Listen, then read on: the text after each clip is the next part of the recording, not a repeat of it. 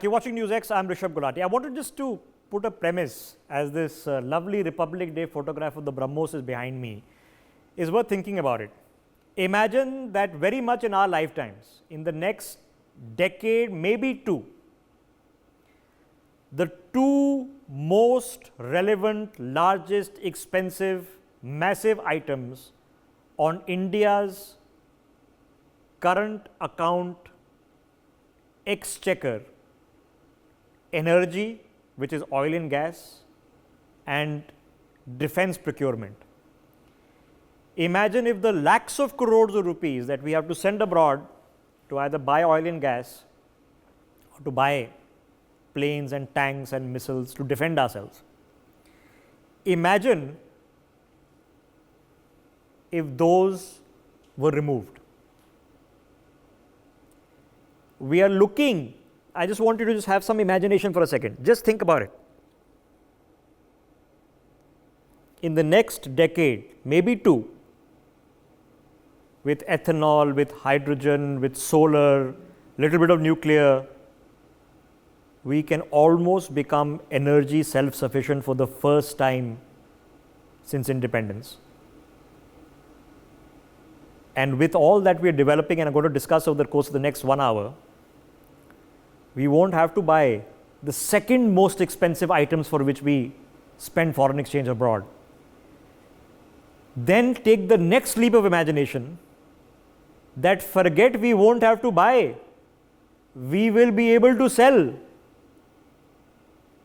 That's right, we will be earning foreign exchange revenues from an industry which, despite the fact that we had the capabilities to reach the moon, we were unable to develop for 70 years, and you know the complexities of what happened, who died mysteriously, in which plane crash, in which Swiss mountain, all the things that went wrong. Okay, why India couldn't develop a jet fighter engine. Now we are getting right. Okay, now there's a lot of talk in the last 2-3 days, and I want to put into perspective for you about defense indigenization. It's not new talk, but it is gathering momentum, and momentum means scale. Scale means lakhs of crores of rupees, tens of billions of dollars, figures that was unimaginable just a few years ago. Now this, of course, the most famous successful Aatmanirbharta product, of course, has been BrahMos. We've developed it, co-engineered with the Russians, of course, but all the further development and the manufacturing of the BrahMos cruise missile are happening here in India. Let's keep taking this forward so I can go through this very, very rapidly. Currently, the fastest supersonic cruise missile in the world, right here, being made right here in India. It can be launched from under the water, surface ship, from fighter aircraft, so it has all use capability, something that we are developing further. The next generation versions are happening here. Have a look at this. This is something hugely remarkable, because we don't have to buy the antiquated World War II vintage or 1960s vintage aircraft carriers anymore, because we can build them ourselves. We have the material science, we have the ability to make the engine parts, to build the floor decks, and now of course to populate this with Tejas. The INS Vikrant built right here in India. This is a huge deal, because your other aircraft carrier is still the Gorshkov under a new branding with some upgrades. This is built here. The Astra missiles, not only are they being manufactured here, they are beyond visual range air-to-air missiles, which means fired from a plane to take on an aerial target. Okay, they can hit up to 340 kilometers of a distance. This is not only being built, it is now ready for export. We are ready to sell this missile system. Okay, millions of dollars can be earned right here. It's not a joke, it's significant sums of money once the orders start coming in. Okay, MBT Arjun. Now MBT Arjun has been hanging like a Damocles sword over the DRDO for the better part of more than my lifetime. Okay, finally,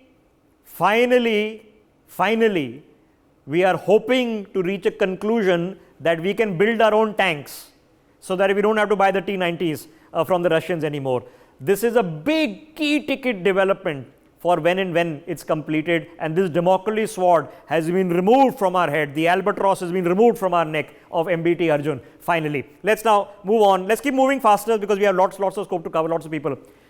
The Agni missile systems, you see them in Republic Day, you hear once in a while of the testing that takes place on some island in the Bay of Bengal. But the truth is, there are multiple systems of multiple ranges, 5 types which are being built, up to intercontinental ballistic missile status. Exact figures we don't have because they're a secret, but the best estimates in the public domain are that between 700 to 8,000 kilometers you already have functional, maybe more, maybe 15,000, which would make it intercontinental. The Prachand aircraft, which is the multi-role light attack helicopter, a chopper which has been introduced in 2021. Yeah, we are making choppers also, okay. This is being built by Hindustan Aeronautics Limited. So it's not just the Tejas, they've got the choppers also. Now, this has very importantly one of the highest flight ceilings in the world, which you know for a good reason in the Himalayas that we need to operate. The Dhanush. Now, the Dhanush is a 155 millimeter howitzer. This is being manufactured right here in India. Now, I want you to think about it. Bofors. What were we trying to buy? A howitzer. Because we didn't make it. Now we are making it. Doesn't mean we're not picking up American howitzers, we still are. But as you start making them, then you can start selling them. Already inducted into the Indian Army after it was approved for service in 2019. It's going to be a game changer in the future because we're producing it locally. The Arihant. Now, I'm back to the Navy, Army Navy, okay. We mentioned HAL once. Now, this, ladies and gentlemen, is made in India. It's a nuclear powered ballistic missile submarine, okay, which means that it is capable of servicing the triad of your nuclear deterrent. You can, if you choose to, have an underwater nuclear submarine capable of carrying ballistic missiles that are nuclear tipped, if you choose to. More importantly, the material science in submarines is very important because of their acoustic signature, their radar signature, their sonar signature. That fundamentally we've nailed it. And the submarines, due to the very nature of the depth that they work on, you have to get the material science, you have to get the engineering spot on, you have to get the electronics spot on because they're blind otherwise. Building it right here, INS Arihant, big self-check. Now you can build it, okay, you can build it. Then maybe at some future date, there'll be somebody who, instead of you having to buy it from the French or the British, you can sell it. Let's keep moving on at a rapid pace, please. Now, ladies and gentlemen, this is the Advanced Towed Artillery Gun System. Okay, it's called ATAGS in short. The caliber is same, 155. Okay, but the ecosystem under which this operates is next generation. So when you talk about 3rd generation, 4th generation, 5th generation fighter aircraft, okay, I want you to think about advanced artillery systems, okay, which have next level of guidance control, of smart shells. That is a system which is being developed right here and is already being put into utilization. Now, the INS Kalavari, of course, is the Scorpene part. Now, the Scorpene, of course, are submarines that are being developed by the French, but now we are building them right here in India. So they're being co-developed, indigenized. A large percentage of the equipment that goes into this is built right here, and of course the entire submarine is fitted out and kitted out right here in India. Kalavari class right there, of course. Mazagon docks, remember that, it's going to be a big ticket item. Let's keep moving forward, please, for somebody who's following me. This on your screen is something you've probably not heard of, okay? This is a combat vehicle, armored personnel carrier, okay? Now, I want you to think about it. Our infantry, motorized infantry, it's called, carrying vehicles, date back to 40, 50 years ago, okay? So, this one, which is the Abhay, is 23 tons, okay? Is being developed by the DRDO, okay? You can see the Abhay written over there, okay? And you can see operational use of this in the next 2 or 3 years. Trials are still going on. Now, multi-roles, okay, fitted with the gun, but primary role is to service infantry in a carrying capacity, okay. Now, you can do it, you can have a amphibious version, you can have a twin tracked version, which you can see an example here, which has been put on snow mobility. This is a all-terrain vehicle which is being developed here because our battlefields in India cover everything from Siachen to Rajasthan, okay, Galwan to Sikkim, Arunachal, okay. You have such a geographical terrain and the kind of specialized equipment that is required there, especially in snow fighting capabilities in the Himalaya. Everybody knows why that is crucially important to get these articulated. Articulated, of course, means that they are it has a trailer which can move around like a train. Okay, UAVs, next big ticket item. Well, the ability to not only build the UAV but build their avionics, build their command and control links. All of this is being indigenized. This is an example of a naval UAV which is being built right now. 2 squadrons, okay, are being commissioned here, and you get a good example of a photograph, mainly for recce. We don't say whether we have capabilities right now to put them in assault situations. Maybe we do, maybe we don't, but mainly for recce. Here's another example of the low endurance class tactical drones, another form of UAV. This is of course for intelligence gathering. We are being able to build them here. Okay, like I said, the drone capacity is still not publicly known fully in India, but we know that these we are building in India. These are the reconnaissance drones, and potentially can be equipped for combat missions as well. Whether they already have been or not have been, I don't know. Electric light vehicles. So think of the army jeep. Okay, now think of the army jeep going electric. Okay, you're developing them right here. Okay, now there are various benefits to this. Mainly those are sound related, let me put it that way. Okay, so there are some stealth benefits to going electric. There are of course downsides regarding recharging, but if you do hot swapping of batteries, that's possible. But the thing is, it's being developed here. These frontline technologies, we're not just trying to still build Arjun MBT, we're developing this here. Now have a look at this. This is called the medium range precision kill system for artillery. Okay, now the image of course is telling you an example story, but I want you to think about how artillery spotting was done. Think of somebody with a binocular, okay, or somebody in a frontline unit and with a walkie-talkie and calling in for artillery support, and they're actually giving coordinates.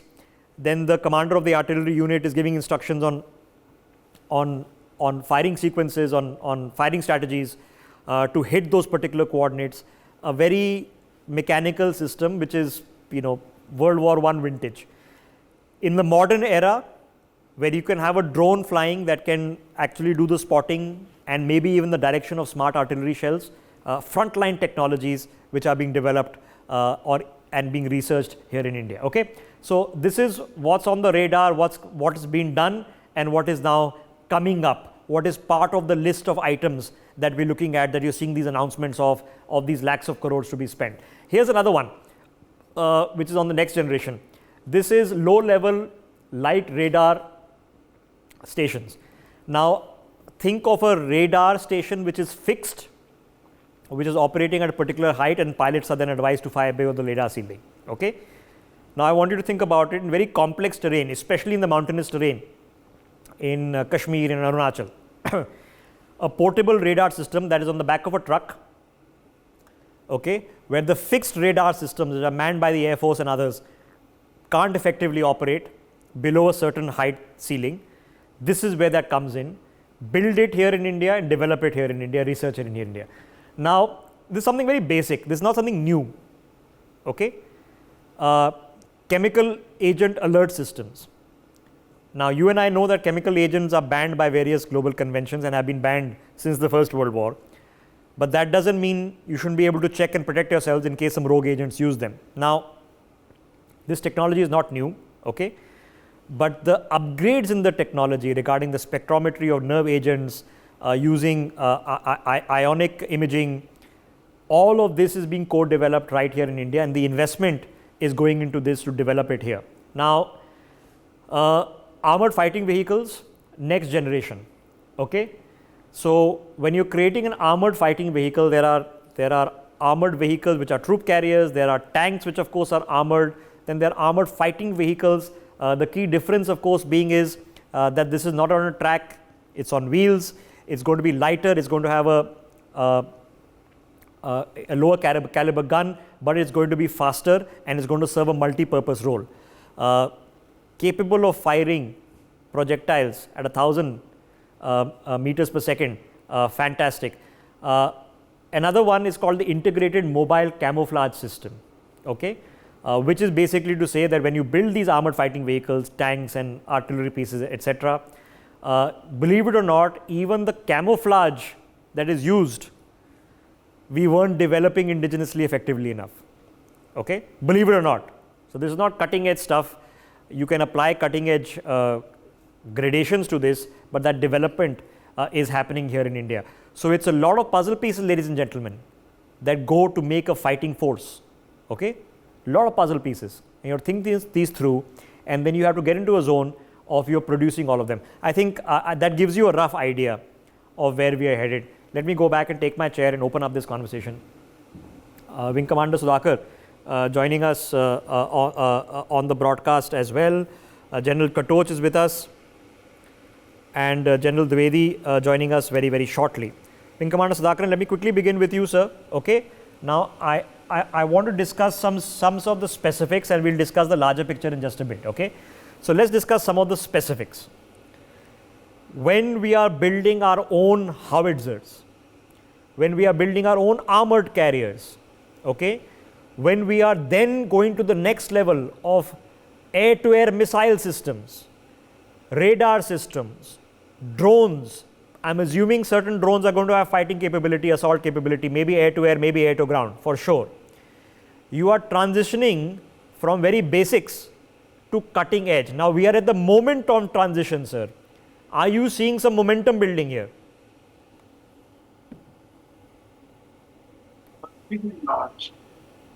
See, momentum has been there right from 2016 onwards, right? We've been seeing incremental steps, whether it is the Chandrayaan mission or now the mission to the sun, or we talk about the land, the various tests that we have done, various. Wing Commander, you'll have to forgive me, sir. We are unable to make out what you're saying. I'll just get somebody in my team to figure out what the audio issue is. We're just hearing a drone, unfortunately. Can't figure out what you're saying. We'll just get that figured out. Apologies, sir. We'll just get that figured out with you.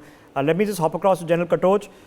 General Katoch, I mean, I'm sure it fills your heart with glee that these are no longer pipe dreams, that we are actually seeing these happen in front of us.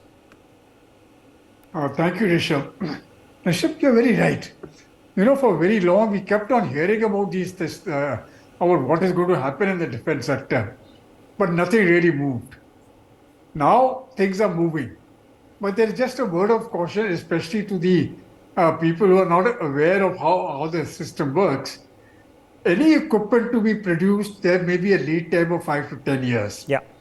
So if something has started today, let us not expect results within a year or so. Some of them, of course, can be produced early, but mostly, especially the higher end products, it may take 5 to 10 years, including testing and everything. Now, there's one more point I wish to give. As far as all this is concerned, we really required policies first. And there are certain important policies which have come up, which have enabled everything now. One is, you close the OFB, close the defense ordnance factories, and converted them to DPSUs. Number two, you allowed the private sector in. We opened defense corridors. We allowed foreign sales. We have placed items in the import list. We have simplified the DPP. We've got the make procedures 1, 2, 3 of different types. Now, all these were important steps without which we couldn't have been doing these things. So I think, when I look at it holistically, I think it has been done very, very well over the period of the past few years. And over the next decade, we can see tremendous pace, especially when we go to 2030 and beyond. Rishabh. Ladies and gentlemen, I just remind you of the premise, General Katoj, that almost, maybe you're right, we're maybe a decade out, maybe a little bit more than that. But we are almost in the position that if you look at a decade or 2 decades ago, where literally what were the issues that we were facing? In the 90s, everybody remembers the Bofors scandal. The reality, as you and I, General Katoj, know, is that Bofors gun, that Swedish gun, had it not been there during Kargil, we would have been in a whole different soup of trouble. So the howitzer gun was so important in these mountainous terrain. The fact is that even when we wanted to buy snow jackets, okay, we weren't manufacturing them here in India. Some of our even munitions were being imported. Even things like rounds for our rifles had to be imported because we were not being able to perform, manufacture them in quality or quantity for long enough, and we had a munitions shortage. Then we had so many scandals. So there was a problem, General Katoj, that we have come forth, but there always remains a dichotomy, and I wanted to address it. The armed forces need the stuff now because we are already behind.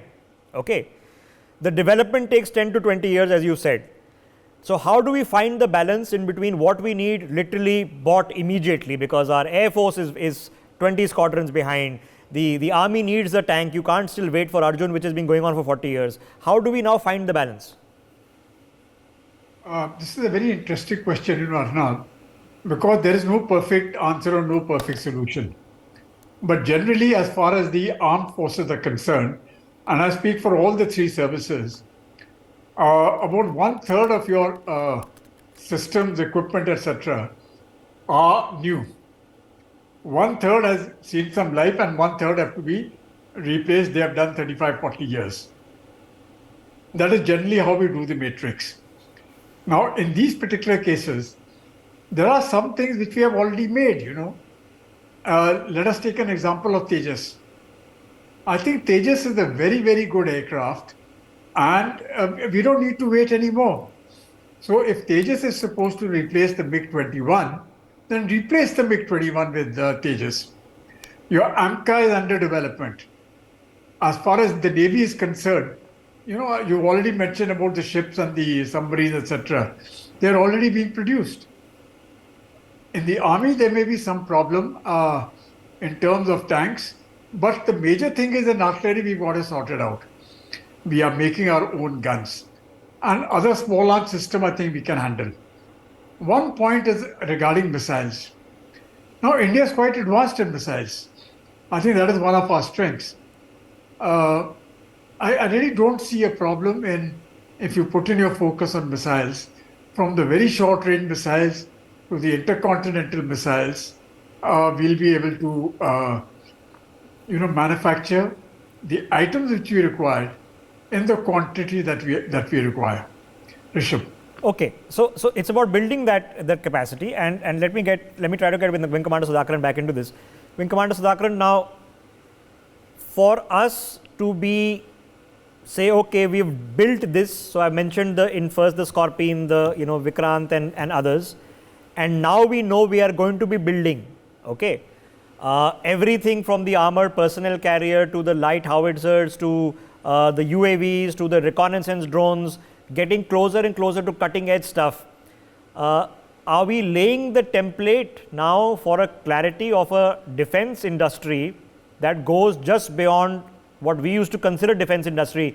A decade ago, there was HAL and there was DRDO, and a few others were supplying them parts. Rest we don't know. Are we creating a defense industry in India?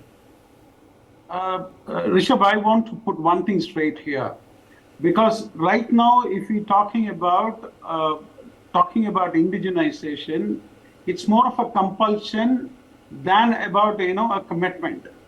Because see, today we are talking about every platform being smart, being intelligence enabled, and there comes the problem. Because we could buy a Rafale year back and then think that it could go into operation for the next decade and a half.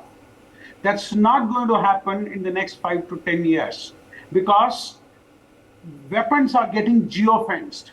Tomorrow, France could easily geofence Rafale with the kind of electronic suit that it is under operation, NDAs don't work in war. You've already seen that in Russia. Even the pizza maker, the McDonald's burgers, they've all shut shop. That is the level of warfare, electronic warfare has reached, the information warfare has reached. So therefore, indigenization is more of a compulsion for a growing economic power like India. Had India not been economically a superpower, then probably, yes, we can actually go along with some allies and then allow somebody else to fight our war. But that's not the case with India. India is in the top 3, which means it is under constant threat from the other 2.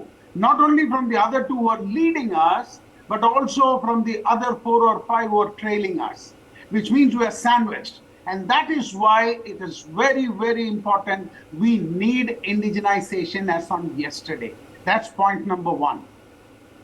Number 2 is the government needs to wake up with the AI policy. The NITI Aayog, uses Ernst & Young to take consultancy from them. You don't take consultancy from a foreign national for your budget. You need to treat strategic sectors with great care. We have outsourced thought leadership in this country to foreign multinational corporates. The defense industrial corridor in UP and Tamil Nadu has got both the big fours giving the same level of consultancy. Then why have 2 corridors? These are fundamental flaws in our planning. Okay. We need to take charge of our strategic consulting industry. We need to do indigenization more out of compulsion and not, pat ourselves saying that we didn't do and so we are doing now, we are better off. No, we are not better off. We are late and we have a lot of catching up. Okay, we're late. There's no doubt about it. Okay, but better late than never. When I began my career, it was all I promise you, my conversations were all about failed disasters. We couldn't couldn't make the plane. We couldn't make the tank. Everything was 40 years delayed and 10 times over budget. And it was all a ripe mess.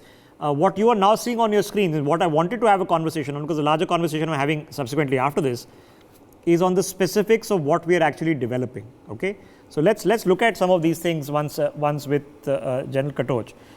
General Katoch, let me just give you a few examples of what I've just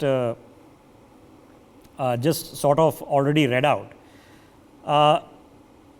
We know what we've already done. Now let's look at this advanced towed artillery system. Okay, now we are looking at in a position of a infantry combat vehicle, articulated all-terrain vehicles.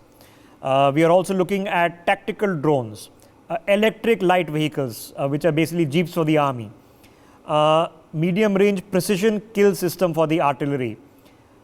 You're also looking at an armored fighting vehicle protection system. So for people watching the broadcast, imagine a shell has been fired or a rocket has been fired at an armored vehicle or an RPG has been fired. This is capable of doing interception at a very rapid rate automatically. So we're looking at modern warfare techniques. Now I know there are a few years off and I know we are behind, but are we headed in the right direction? Oh yes, absolutely. As far as the artillery is concerned, the ATAGS is already operational. So quite a few of these artillery guns have been inducted into the system. The next slot which is going to come up is the TGS. So it is an advanced version of the ATAGS. The second part is, through the Sharang project, we will make all the artillery guns which are 130 mm into 155 mm. That is going to be the standard gun. That is also a work which has started. Dhanush is on. We have bought 100 guns. 100 more are being purchased. So artillery is comparatively a much happier state. As far as armor is concerned, we are manufacturing some of our own tanks, but I think more work is required to be done there. So it is not that something has started today. We've already had a lead time. Yeah. And now, as Wing Commander Sudhakar said, we need to pay attention on different type of things. Artificial intelligence is one, the chip industry is two, robotics is three, because all of them are going to be fused into your defense sector. Yeah, one thing we learned from Ukraine is think about how drone warfare has emerged in the past 1 year. Okay, it's obviously the future of warfare. So yeah, it's all meaningless if you can't defend yourselves. Simple as that. So you have to be able to defend yourselves. And as Wing Commander Sudhakaran has pointed out, it's good that you're doing it, but you also need to do it. Period. So, ladies and gentlemen, here is what is happening and the kinds of areas we're getting involved in. And I'm having this telecast because for some of you, it'll be good to know. I'm glad that we are heading we are strengthening and bolstering our indigenous defense production. Excellent. For some of you who might be engineers or looking at engineering, looking at coding, looking at your next employment opportunities, you have never really considered the space sector, the defense sector as a future employment opportunity. And I'm trying to tell you that in the next 10 to 20 years, the private sector, doesn't mean government ki naukri, private sector opportunity in a multi-lakh crore industry is developing. It is an area which you should very seriously look at, whether you're a big player or you're coming out of college, as an area where you can develop. And I am seeing for the first time both the bureaucracy in the MOD as well as all the government departments that handle design, aviation, HAL, DRDO, where they are becoming open to listening to ideas and concepts coming in from private sector. It used to be the opposite. They were doing everything and they might outsource a part or two to the private sector.